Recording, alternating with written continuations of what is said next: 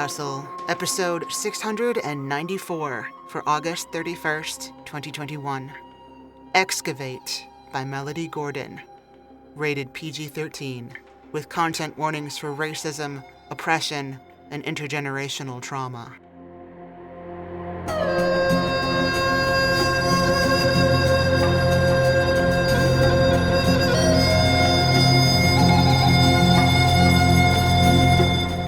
Hello, and welcome to PodCastle. I'm your host, Summer Fletcher. Today's story, Excavate, was previously published in Faya Literary Magazine and was written for you by Melody Gordon. Melody Gordon is a fiction writer and proud Southerner. She lives and works in Memphis, Tennessee. She has also worked in media as a journalist and digital producer. She loves herbal teas, road trips, mental health advocacy, and buying new books she doesn't need. Her work has appeared in Faya Literary Magazine, Black Girl Magic Lit Mag, and the official blog of To Write Love Her Arms. The story will be narrated for you by Sheree L. Stewart. Sheree L. Stewart has directed several projects available on Amazon Prime and lends her voice talents as a regular guest narrator for the Nightlight Horror podcast. Sheree has recently acted in NCIS New Orleans and returned to sender with Rosamund Pike and Nick Nolte. Currently, she's busy working as writer, producer, and narrator of the compelling and unique podcast experience Good Morning Antioch, a science fiction black comedy, and co-host of TCAD, Theatrical Conjecture and Dissertation, an unfancy entertainment news and movie review show, both available now on Spotify and Apple Podcasts. And now, suit up and enjoy the story. Excavate by Melody Gordon. Narrated by Sheree L. Stewart. The airplane hatch opened and the Pearsons, with guns on their hips and jetpacks on their backs, gathered as a family to look out at the plantation. They were flying low to the ground, too low. The hot air whipped at their jumpsuits and the ground rushed underneath them at a frightening speed. Danielle, the youngest and smallest Pearson, stood between her father and her big brothers, who were glued to the floor like big brown pillars, watching the scene blur past. Danielle was shaking and sweating everywhere, from the bandana holding her braids back all the way down to the soles of her feet. "Before we go, I have one more thing," their therapist, Dr. Greenwood, said, projecting her voice over the wind. She stood behind them in a jumpsuit with a jetpack but no weapon. A shovel protruded from the top of her backpack and over her shoulder. "We're only a few seconds away from the fields." Danielle watched Van, her eldest brother, grip the side of the hatch. Quincy, her second eldest brother, held the rectangle-shaped DNA reader with a trembling hand. "Everyone has an important role. Remember, once we get down there and the clock starts ticking, we have one shot, that's it." How could she forget? They'd talked about nothing else for the last 72 hours. Danielle knew her job. She was responsible for the container in her hands, a 2-gallon glass cylinder with a metal lid that would soon be filled with the spirit of one of their ancestors. Danielle's job was arguably the most important job of all. More important than Dad and Van's job to protect them from foresters. More important than Quincy's job to find their ancestor. If Danielle failed, they all failed. "If you need me, I'll be right next to you. Reach out. Ask for help. Try not to panic." Her brothers couldn't take their eyes off the ground. She looked over at her father as he clenched and unclenched his jaw. She glanced backwards at Dr. Greenwood, the only one with a smile on her face. "No matter what happens down there," Dr. Greenwood said, "I'm proud of each and every one of you for making it this far." Their trainer shouted from the front of the aircraft, "We're here!" Danielle blinked and the grassy green stretches of land became a fuzzy white cotton field. Overgrown rows of cotton bloomed for miles in every direction. Lights flashed on the DNA reader. They turned on their jetpacks. "Are you ready?" Dr. Greenwood asked. "Yeah," said the Pearson children. Their father stepped to the edge. He put his hand over the push-to-start accelerator on his shoulder strap. "Let's go, y'all." and he jumped. The $3,500 package included travel expenses, lodging, equipment, a DNA test, basic survival training, journals, food, drink, and unlimited sessions with licensed professional psychotherapist Dr. Keisha Greenwood. It was a 4-day therapeutic retreat, with the excavation scheduled for the third day. There were photos, so many photos, of people leaping off planes, women wiping their eyes with tissues, men running across fields with guns on their hips, children learning about jetpacks. The website was professional, but it was the testimonials that fascinated them. The testimonials were too good to be true. Families mended, relationships healed, generational curses broken, and pain lifted. That was what captivated Danielle's father and mother and brothers. Pain lifted. The price tag was discouraging, and yet the seemingly endless photo gallery of happy black families said it was worth it. It started when Van sent Quincy and Danielle the link to Dr. Greenwood's viral television interview. A 30-something, dark-skinned beauty with fresh micro braids spoke with passion and conviction. Danielle showed the video to their mother and father. The majority of plantations in the Low Country are National Historic Landmarks and public property, she had said. We African Americans, the descendants of the people who died in those fields, have every right to be there, if not more of a right to be there than anybody in the Broken Woods who opposes us. The screen cut to the interviewer, an older white man in a suit and tie. He had an indignant expression on his stony face. How do you respond to your critics? The same way I'm responding to you, she said with a perfect smile. Dad laughed at that part. Mama nodded and said, I like her. The people who still live in the Broken Woods believe your retreats are disruptive. With all due respect, Dr. Greenwood, those plantations are their homes. Those plantations and surrounding wooded area are homes to them, yes, but they're cemeteries to us. We must take our dead back to heal our psychological wounds as a people, as a race, the journalist said. Your theories are fairly new, Dr. Greenwood, and the psychology and counseling communities say these types of excavations could cause more harm than good. Some say they are unethical and extreme. What do you think about that? She smiled again. All of my clients know this is experimental. I tell them all the risks up front. They give their full consent well before we set foot on any plane. You're airdropping people, some of them young children, into the backyards of strangers who don't want them there, the journalist said. If one of your colleagues came up with this idea, say an Asian therapist or a Native American psychologist, would you endorse it? Absolutely. I know it may sound radical, but it works. Danielle had never been on a real plantation. She'd never seen real cotton.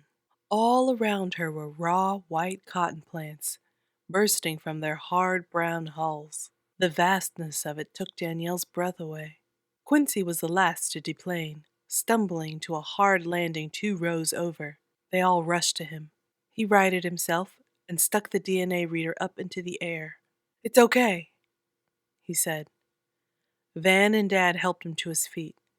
Dr. Greenwood looked to the short lining of trees 3 miles away on the farthest eastern edge of the cotton field. Danielle pointed. The Broken Woods are all the way over there? Just because the foresters are all the way over there doesn't mean they aren't in the fields, too. Watch out for booby traps. Dad and Van took out their weapons and scanned the fields. Danielle squeezed the container. Quincy pointed the DNA reader in every direction. Then he pointed it toward the Broken Woods. It beeped. Quincy cursed. Dr. Greenwood jogged towards the trees, motioning for the Pearsons to follow. Look alive, everyone! How is this supposed to work if we can only pick one side of the family? Danielle had asked at their initial meeting with Dr. Greenwood, which was held in her plush office. Van had been sitting to Danielle's left with his chin in his hand. Dad was leaning forward, hanging on Dr. Greenwood's every word. Quincy and Mama were quiet. That's a great question. The chains of slavery are so deeply embedded in our histories as African Americans that if you break one, you can break many others, regardless of whether you're extracting your maternal or paternal ancestor, Dr. Greenwood explained. I recommend the maternal side, because the prevalence of rape in the slave days means our foremothers were more likely to have roots that can be traced directly back to Africa. You can do the paternal side as well, that's perfectly fine. It's up to you. And when we excavate our ancestors' spirit, Danielle interrupted, are we bottling up a ghost, or are we actually doing some kind of necromancy or exorcism? Dr. Greenwood's laugh bounced off her slave artifacts, echoing off the antebellum era photographs, maps, books, and diplomas that filled her office. That's an important question now, Mama said, frowning. We're Christian folks. We don't deal with nothing that has to do with witchcraft. I'm sorry, I wasn't laughing at you, Dr. Greenwood said, her face serious again. Everyone asks that question. The best way to describe it is like this. We're not exhuming a dead body because your ancestor most likely isn't buried there. We're extracting a portion of your ancestor's life force that they lost on that plantation. We're bringing back a piece of their soul. Once we're on the ground, on a real plantation, what happens? Danielle asked. First, before we go anywhere, we trace your lineage as far back as we can, said Dr. Greenwood. We research runaway slave advertisements, plantation records, the census, everything we can find until we can narrow it down to one plantation that we know housed your ancestor. On the plantation, your DNA will take us to the spot where your ancestor was robbed of their spirit. This process is equal parts spiritual and scientific. We're going to the exact spot where your ancestors shed blood that seeped into the ground and stayed there. What if there's more than one spot? Danielle asked. Then you'll have to choose as a family which spot you go to, the doctor said. Once you're on the ground, you can't split up. It's too dangerous. Some families can't decide. Some families quit, bicker, fight. Some discover it's too difficult on them and they aren't able to finish. Danielle looked around and her family seemed as uncertain as she was. So she said what she knew they were all thinking. What if we're one of those families? You won't know until you get there and you try. Your strength might surprise you. The DNA reader beeped faster and louder the closer they got to the broken woods. Danielle brought up the rear as the Pearsons ran through the cotton fields as fast as they could. Sweat shined on her face. Her lungs burned with every breath. Her arms were getting tired. The container felt heavier with every stride. We're almost there, Quincy shouted. The beeping turned into one loud, solid alarm. All the lights on the DNA reader began to flash. Quincy stopped at the end of a row where the ground was brown and dusty, and the darkened trees were only a few feet away. Everyone else rushed to his side and looked at the ground. This is it, Quincy said. We start digging right here? Van asked Dr. Greenwood. Yes, she said, taking off her backpack to remove her shovel. Who wants the honor? I do, Dad said. He took the shovel and nodded at Van. Cover us. Van raised his weapon toward the trees in front of them. Dr. Greenwood kept an eye on the field behind them. Quincy kept the buzzing DNA reader pointed at the spot. Get ready, Danny, said Dad. She removed the container's lid, her stomach twisted into knots. I'm ready. He raised the shovel and slammed it into the earth. A dark, inexplicable pain had hit all 5 of them at the same time a year ago. It was a week of tragedy upon tragedy. For Mama, it was a cancer that quickly confined her to a hospital bed. For Dad, it was a sharp, burning sensation in his joints that no orthopedic had ever seen before. Van got a concussion playing football. Quincy was accidentally shot in the arm and a flesh wound turned into severe anxiety. And for Danielle, it was all in her head. Depression. A black void in her soul that sullied every good thing she touched. For a year, nothing helped. They tried medications and herbs. They read books. They switched to a vegan diet. They exercised regularly. Their pain only compounded. It dug in deeper and deeper until they found themselves crying when they weren't sad and screaming in their sleep. Mama was nearing the end of her life. Dad was taking more pain pills than was necessary. Van quit football and then was diagnosed with depression. Quincy became a homebody, and there was nothing anyone could do. Until Danielle posed a question, a very interesting question. Does this run in our family? Danielle and Van called every auntie, every uncle. They visited all of their cousins that lived nearby and all of their grandparents, too. Slowly, a picture emerged of a Pearson family living in the fault lines of sickness and injury. Every generation suffered, but they suffered in different ways. They passed down their skin tones and their birthmarks and their bone structure and their wide noses and their frizzy hair. But their ancestors had passed down centuries of trauma and tragedy, too. They passed down their chains. Danielle, Quincy, and Van wanted to know why. But over time, that question turned from why into how, and then from how into what. What can we do? What? What? When the ground broke apart underneath the shovel, all of the assembled Pearsons had a moment of silence. Danielle held her breath and looked at the ground as a wisp of light that looked like it was made of blue smoke and glitter rose into the air. "Danny, the container," Dad said. "I got it." She leaned over the spot, turned the container upside down, and took a knee. All at once, a gush of blue air, shimmering in the light, shot out of the ground and swirled into the container. The cracked soil beneath her feet turned a deep red. It spread like a puddle, and soon her knee was deep in her ancestors' dried blood. Danielle gasped. Behind them, something groaned. Danielle looked up towards the trees. Van shot a green-skinned slaver whose head exploded like a rotten pumpkin. Its undead body jerked before it fell to the ground. A dozen silhouettes appeared in the trees, all of them groaning and lurching towards the tree line, towards Danielle and her family. Van shouted, "Run!" Danielle shot to her feet and screwed the container's lid shut. She spun around and screamed when she saw an undead man strapped to a wooden cross in the middle of a field like a scarecrow. The blazing hot sun had melted his pickled green flesh off his bones. Dr. Greenwood grabbed Danielle by the arm and yanked her back towards the middle of the field.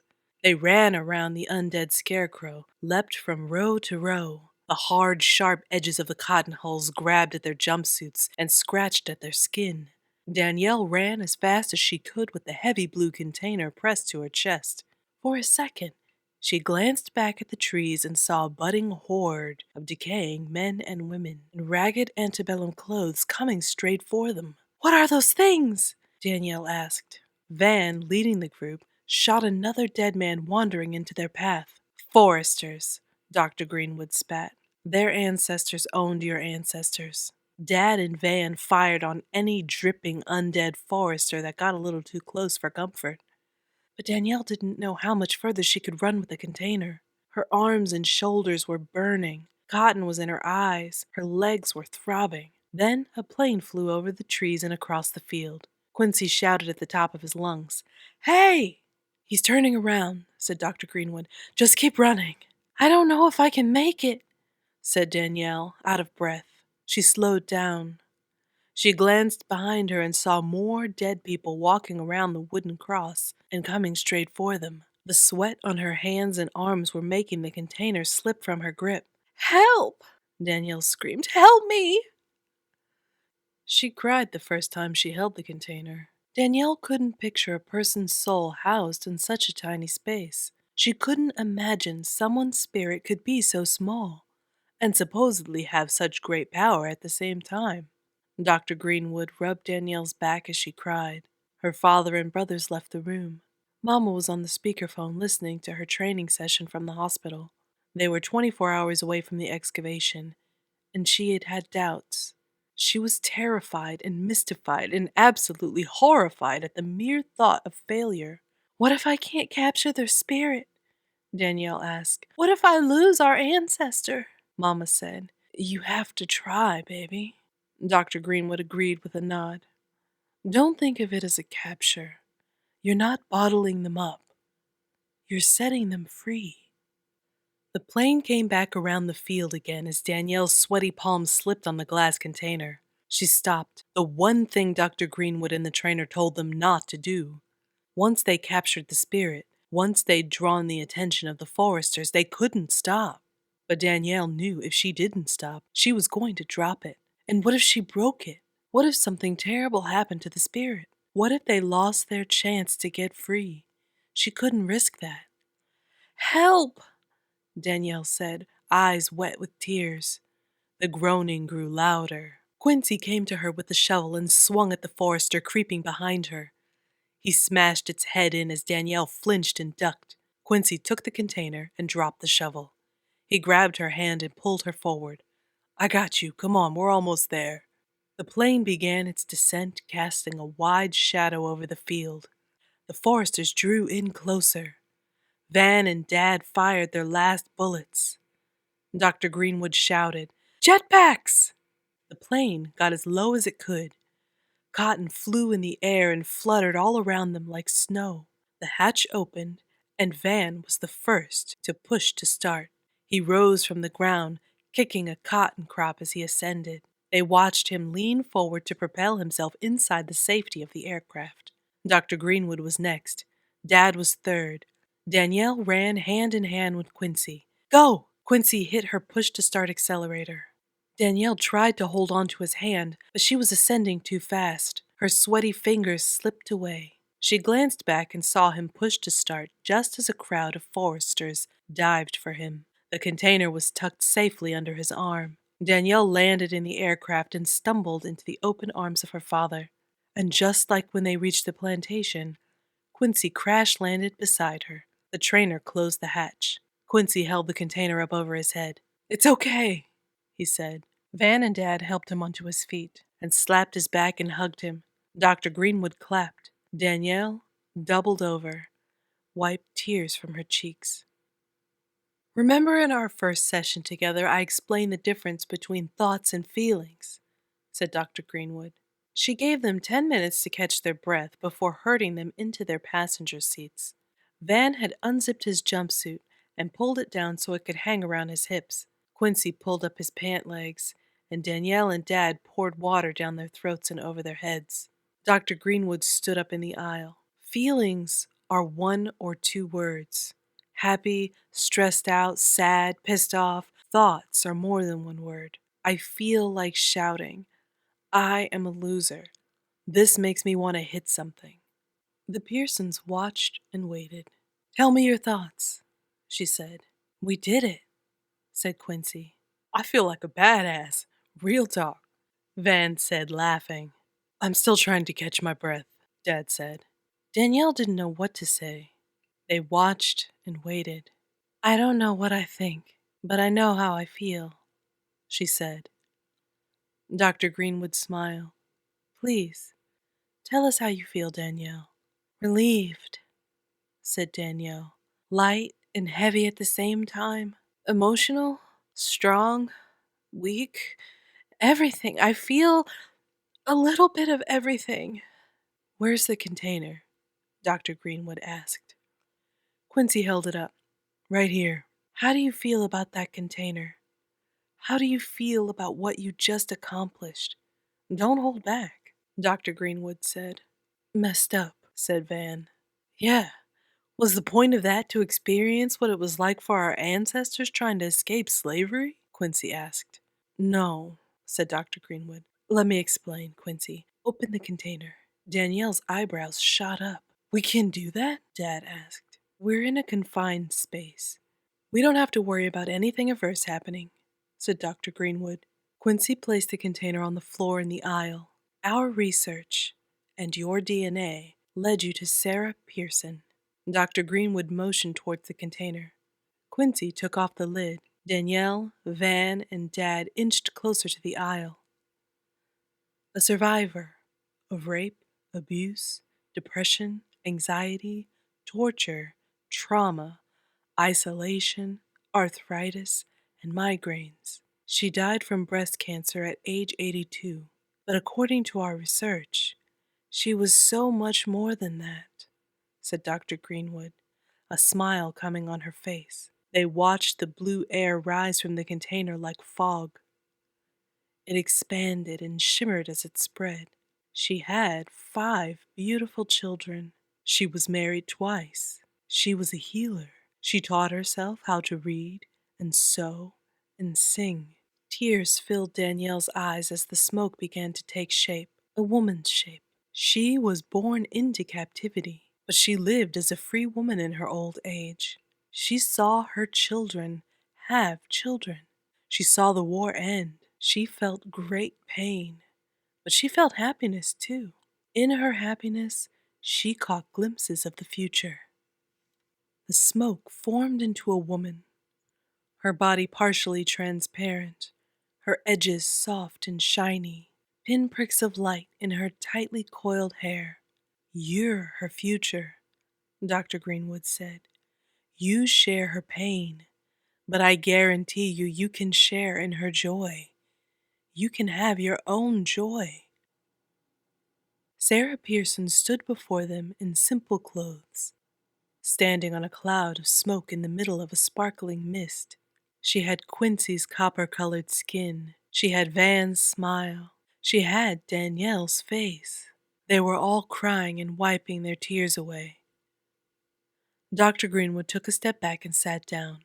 I did this because I wanted you to meet the only person who truly understands your pain. Danielle stood up and moved into the aisle. Sarah stared as Danielle walked up to her. Tears ran down her face. She stopped and bowed her head out of respect to her foremother. Sarah reached out and cupped Danielle's cheek. A cooling sensation spread across Danielle's skin and made her face tingle. She raised her head. Sarah smiled and brushed Danielle's tears away.